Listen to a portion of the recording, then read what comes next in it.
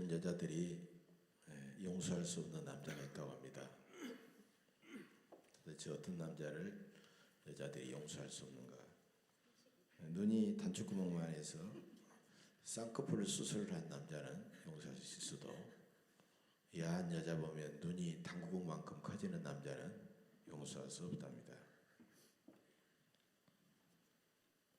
과거가 있는 남자는 용서할 수 있어도 미래에 소망이 없는 남자는 용서할 수 없답니다. 귀를 뚫은 남자는 용서할 수 있어도 귀가 꽉 막힌 남자는 용서할 수 없습니다. 머리털이 없는 남자는 용서할 수 있어도 머리가 텅텅 빈 남자는 용서할 수 없답니다. 동의하십니까? 별로 동의 안 할 것 같은데요. 예, 겉모양이 중요한 게 아니라는 거죠.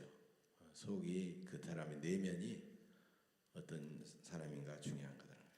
하나님께서도 우리가 죄를 많이 지었지만 죄 많은 사람은 회개하면 용서할 수 있어도 죄를 많이 짓고도 끝까지 회개하지 않는 사람은 용서할 수가 없습니다.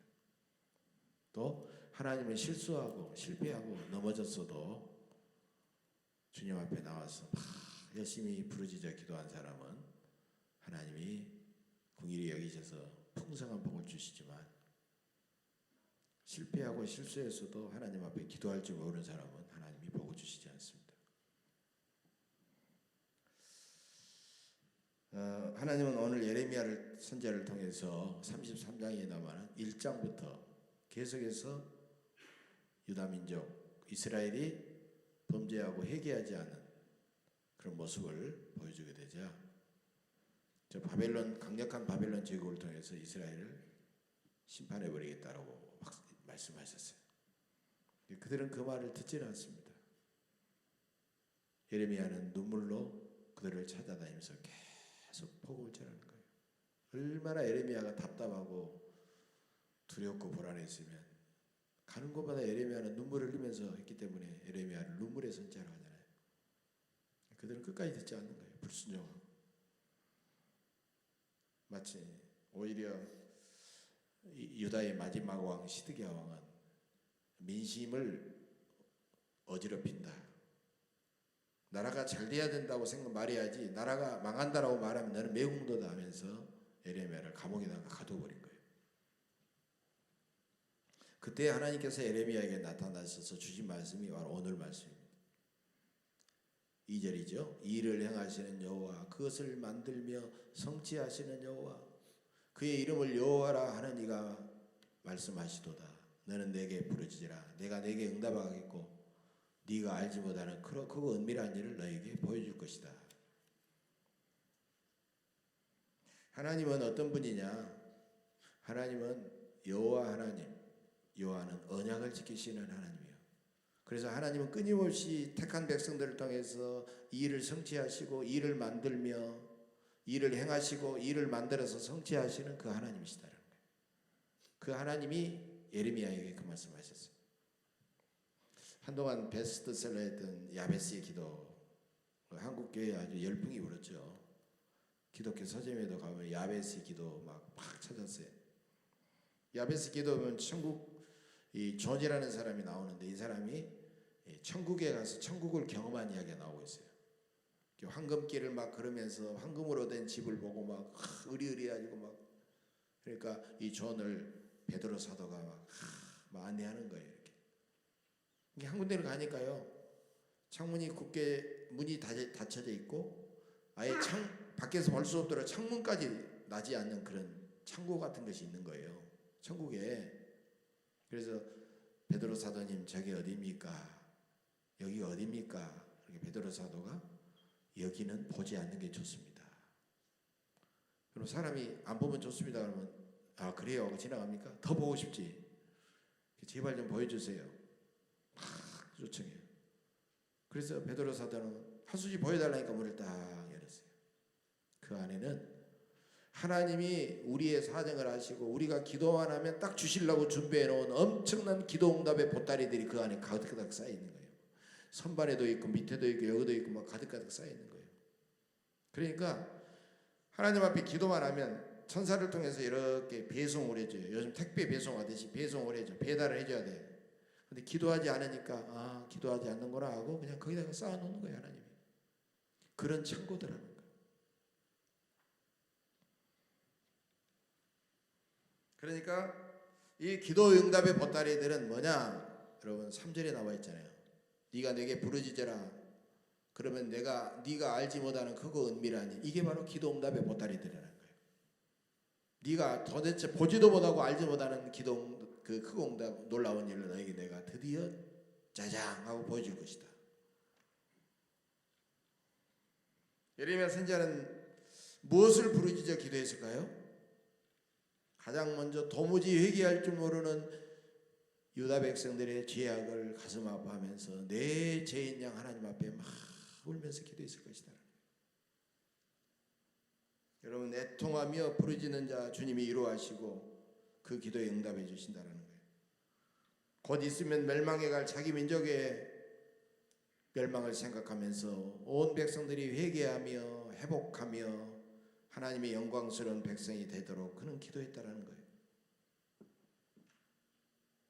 중세기의 성자 성 어거스틴은 이런 유명한 말을 했습니다. 사람들이 겪는 고통은 같을 수 있어도 고통당하는 사람들의 반응은 서로 다를 수 있다. 어떤 사람은 고통을 겪으면 겪을수록 자신을 성찰하고 자신을 돌아보기보다는 그냥 낙심하고 원망하고 절망해버리지만, 어떤 사람은 고통을 겪으면 진정으로 자신을 돌아보면서 회개하면서 하나님 앞에 가까이 나가서 기도한다. 이 두 부류의 사람이 있다니까요. 그래서 고통을 겪으면서도 하나님 너무 아파요 하면서 절망하고 낙심하고 끝내버리는 것이 아니라, 고통을 겪는 자기를 긍휼히 여기시는 그 하나님께 가까이 나아가서 기도하는 사람, 그 사람에게 하나님은 크고 은밀한 놀라운 일들을 여기 있다 하고 보여주신다는 거예요.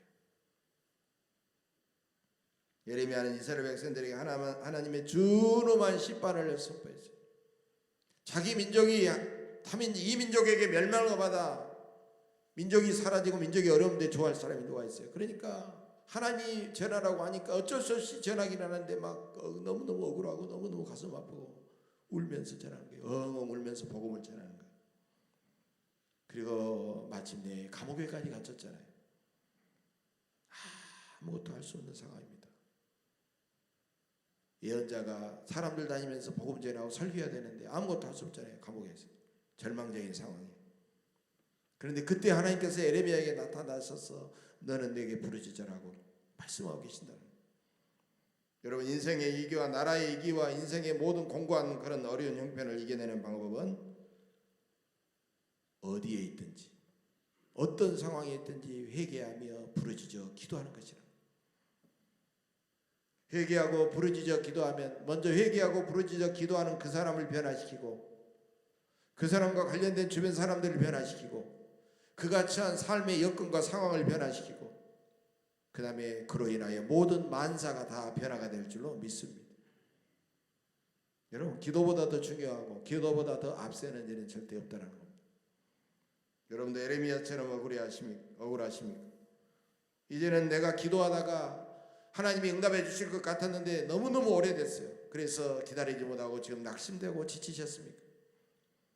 이럴 때 사람들은 절망하고 분노하고 내가 기도할 만큼 했어. 그런데 아무런 응답이 없어.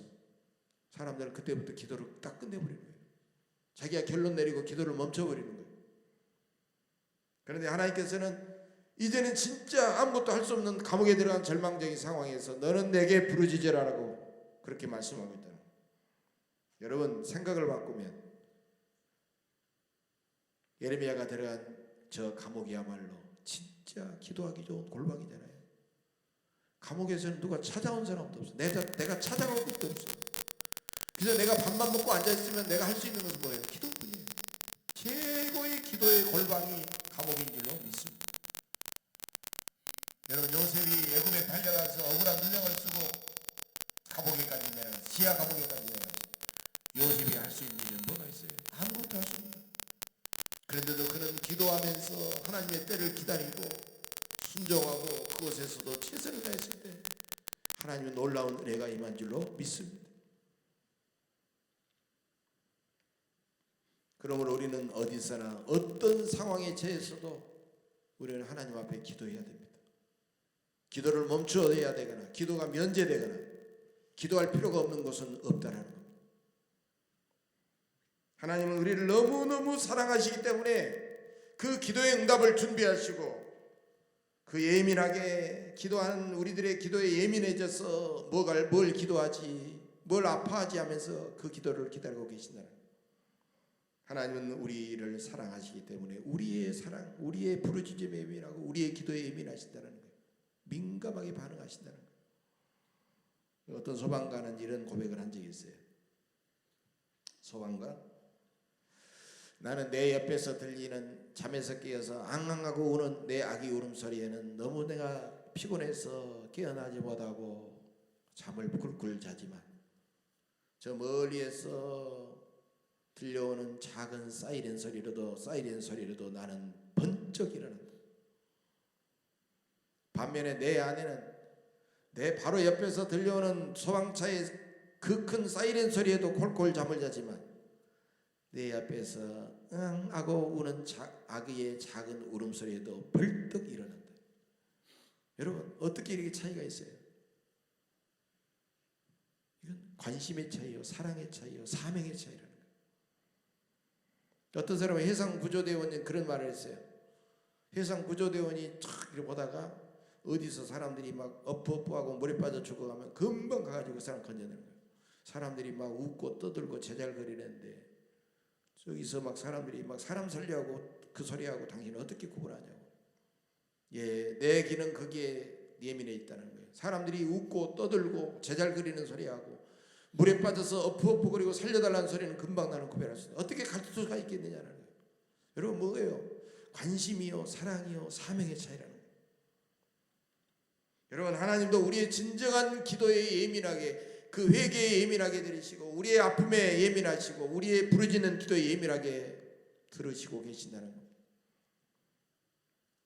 그렇다면 우리도 자신과 공동체와 다른 사람의 죄악과 고통에 예민해져서 내 문제처럼 나의 아픔처럼 나의 죄악처럼 하나님 앞에 부르짖어 기도해야 된다는 거예요.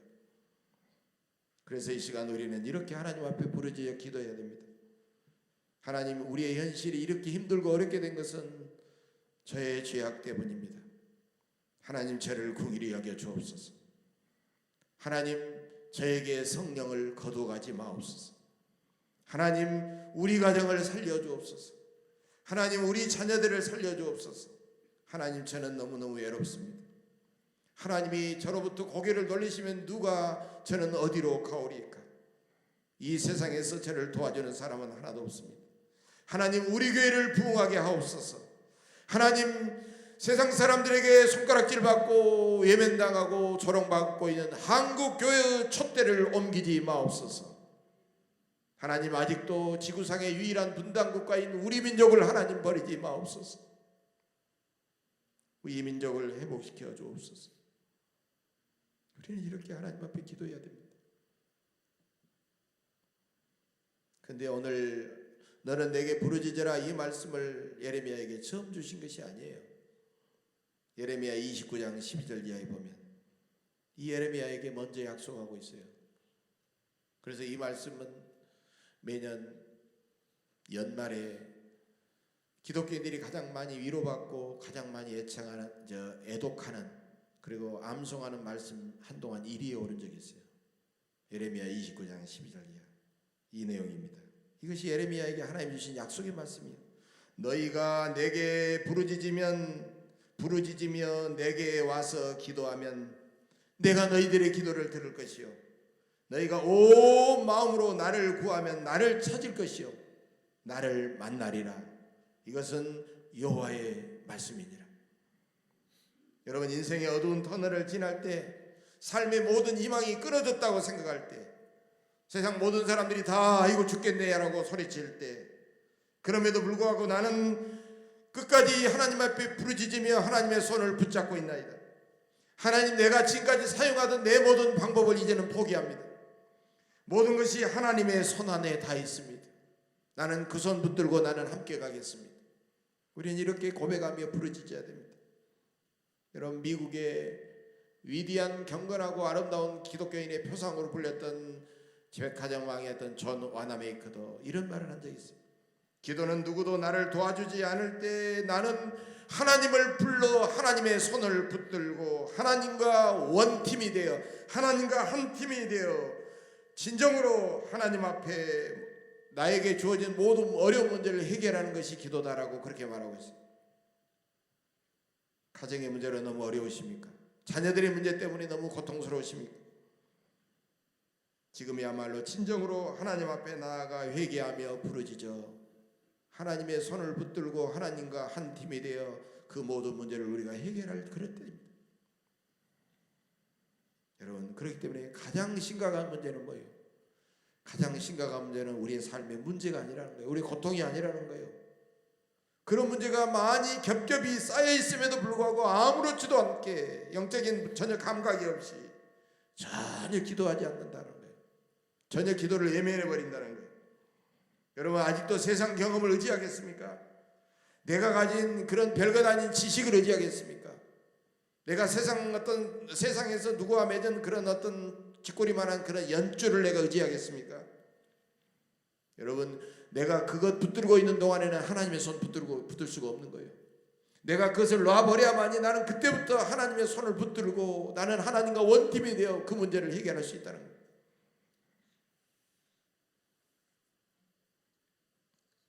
그런데 4절 5절에 보십시오. 하나님께서는 지금까지 예레미야 선지자가 이스라엘 유대 민족 속에서 너희가 회개하려면 저 바벨론에게 멸망하리라 계속해서 외쳤는데 그 사실을 한번 상기시켜주고 있어요. 바로 범죄한 이스라엘 백성들이 결국은 끝까지 버티다가 바벨론의 침략을 받아가지고 참호를 파고 그들과 끝까지 대항하며 싸워보려고 그들을 이겨보려고 그렇게 하지만 내가 결코 그들을 이기지 못하게 하리라. 바벨론이 너희들을 쳐서 너희들을 정복하고 시체가 너희의 성에 겹겹이 쌓여지게 될 것이다. 무서운 심판을 말씀하고 있습니다. 그런데 4절과 5절을 끝나자마자 6절에 보니까 하나님이 그것이 본심이 아니라는 거예요. 심판하고 막 시체를 가득가득 쌓을 정도로 하고 끝내는 것이 하나님의 목적이 아니라는 거예요. 진정으로 그들을 용서하고 그들을 회복시키는 것이 주님의 원래의 마음이라는 거예요. 그래서 6절에 보면 곧바로 용서와 치유와 회복을 그들에게 선포하고 계십니다. 이런 놀라운 반전은 그들이 하나님 앞에 눈물로 회개하며 부르짖어 기도하기 때문에 하나님이 주신 선물이라는 거예요. 그래서 7절에 보면 내가 유다의 포로와 이스라엘의 포로를 돌아오게 하며 그들을 처음과 같이 세울 것이며 그들이 포로로 끌려갔을지라도 그들을 다시 세우고 축복하겠다고 약속하고 있어요. 이미 지금 멸망한 상태가 아니에요. 바벨론이 앞으로 쳐들어올 거예요. 그래도 그들이 그런 상황을 내다보면서 그들이 멸망을 하고 그들이 포로로 끌려갔을 때라도 그들이 회개하도록 하시는 하나님의 마음을 여기 지금 담고 있다는 거예요. 7절에 하나님은 심판하시지만 회복시켜 주시는 그런 하나님이십니다. 그런데 이 말씀이 8절로 이어지고 있어요.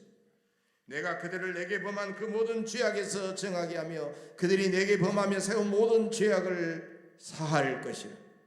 그러니까 8절에 하나님은 그들이 그런 죄를 지었음에도 불구하고 그들이 진실로 회개하면 용서하시겠다는 용서의 하나님. 그리고 마지막에 9절로 연결됩니다. 이 성읍이 세계 열방 앞에서 나의 기쁜 이름이 될 것이며 찬송과 영광이 될 것이요 그들은 내가 이 백성에게 베푼 모든 복을 들을 것이요 내가 이 성읍에 베푼 모든 복과 모든 평안으로 말미암아 두려워하며 떨리라. 그들에게 비록 하나님께서 심판하셨지만 그들을 회복시켜 주심으로 그 모습을 세상의 모든 민족 열방이 다 바라보게 될 것이며 하나님께 찬송과 영광을 돌리게 할 것이다. 그래서 9절은 찬송과 영광을 택한 백성뿐만 아니라 열방 모든 사람들로부터 받으실 그런 하나님을 말씀하고 있는 거예요. 꼴 좋다.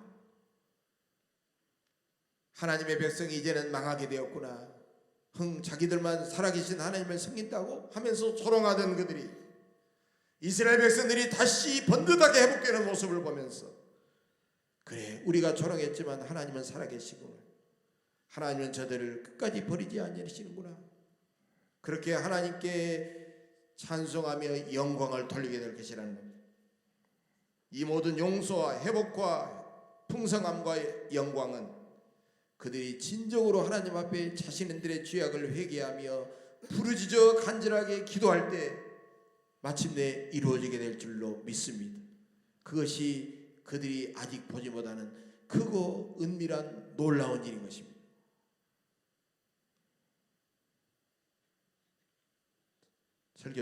설교 서두에 말씀드린 야베스의 기도, 역대상 4장 9절 10절에 나오고 있죠. 야베스의 기도입니다. 주께서 내게 복을 주시려거든 나의 지역을 넓히시고 주의 손으로 나를 도우사 나로 환난을 벗어나 내게 근심이 없게 하옵소서 하였더니 하나님이 그가 구하는 것을 허락하셨더라. 이게 야베스 기도입니다. 이 짧은 기도 가지고 책을 쓰고 막 난리가 났어요. 어떤 내용이에요? 여러분, 야베스는요 난산의 고통 가운데 장애를 입고 절망할 수밖에 없는 그런 사람이었어요.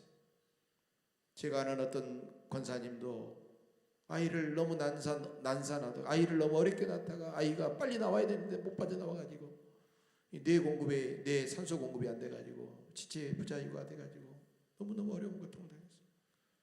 그래서 제때 빨리 아이를 잘 낳을 수 있도록 해야 됩니다. 우리 교회도 지금 만삭 산모들이 계시는데 잘 아이를 낳을 수 있도록 여러분 기도해 주셔야 돼요. 장애인이었습니다. 운명론을 믿는 사람이라면 부모 잘못 만난 부모가 실수한 것을 너무나도 가슴 아파하면서 한탄하고 절망하겠지만 야베스는 그러지 않았어요. 전능하신 사랑의 하나님 앞에 울부짖었습니다. 하나님, 저는 장애에 매여 살지 않겠습니다. 저는 운명에 매여 살고 싶지 않습니다. 저는 오히려 사람들에게 강한 영향력을 끼치는 사람이 되고 싶습니다. 제 인생의 지역을 넓혀 주옵소서. 하나님, 저를 도우셔서 모든 환난을 벗어나 모든 근심이 없게 하옵소서. 그래서 이웃들에게는 복의 근원이 되고 하나님께는 큰 영광을 돌리고 싶습니다. 야베스가 그렇게 하나님 앞에 울부짖으며 기도하자 하나님은 그가 구하는 모든 것을 다 허락해 주셨다라고 성경에 기록되어 있어요. 여러분, 하나님의 섭리를 굳게 믿고 진정으로 회개하며 부르짖어 기도하면 하나님은 우리를 변화시켜 주시고 우리가 몸담고 있는 우리의 공동체를 변화시켜 주시고 엄청난 복을 내려 주실 줄로 믿습니다. 하나님, 저를 통하여 우리 가정이 살아나게 하옵소서. 하나님, 저를 통하여 저의 가정을 통하여 우리 예언교회가 살게 하옵소서. 하나님, 우리 예언교회를 통하여 쓰러져가는 한국교회가 다시 살아나게 하옵소서. 하나님, 우리 한국교회가 사람으로 말미암아 우리 민족이 다시 회복되게 하옵소서.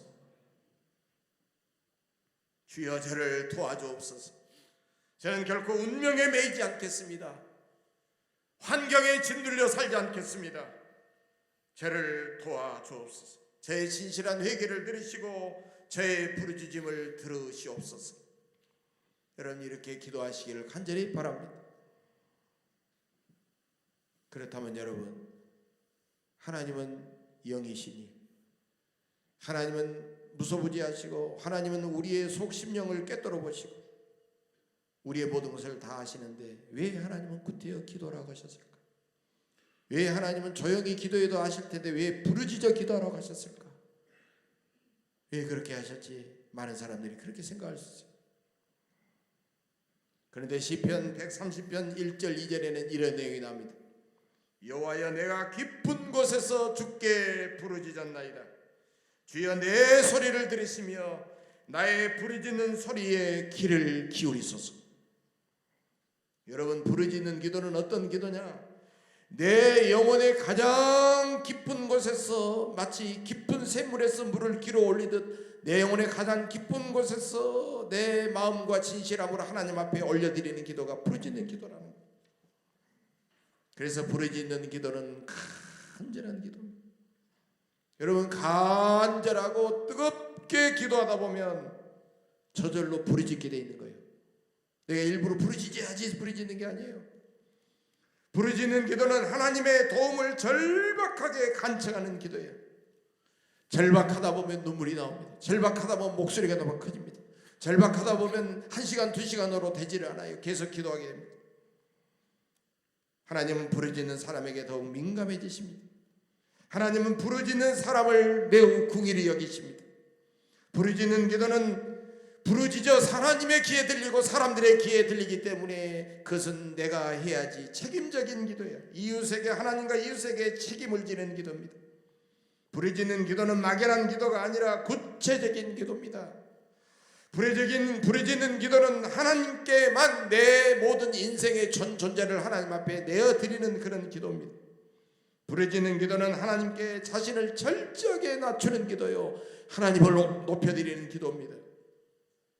부르짖는 기도를 들으면 나중에 내가 부르짖었기 때문에 나도 듣고 다른 사람도 듣고 부르짖는 기도이기 때문에 내가 그 기도가 응답된 사실을 확인하고 검증할 수가 있고, 그래서 하나님 앞에 진실로 감사할 수 있는 기도가 부르짖는 기도인 거예요.